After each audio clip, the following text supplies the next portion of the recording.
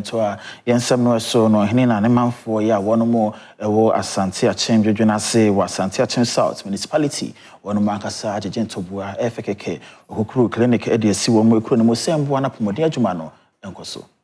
Adom kase amaniboni Isaac Amuako no hene wo Dwedwenase na na akomyesi amatwetwe nkomo en wodi tu just say sisi ayi esi oni nsu to a na mnyam hyehyeme inframefa na mnyam hyehyeme chese dan nsi ntele na mene mpanifo adwen ho anya ko benkom se yenhwe na kakra bi a yebenya no yemfamye embo sesin kakra emfama clinic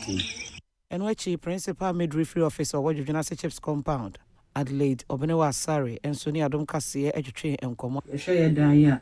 bebre muno apa ni we na issue to amframa issue so to baby nwu a yede ade sisi mu a yede asoso nsu mframa no so fa say yarefo bi poda ha say yeyi no kofi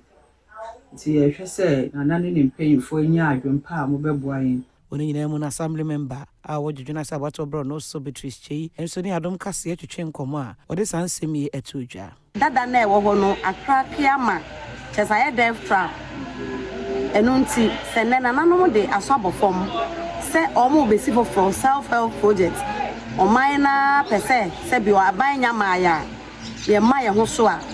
menena nanom ya adwen pa na de metimi aye as assembly member ne se mesuma ye leses akọ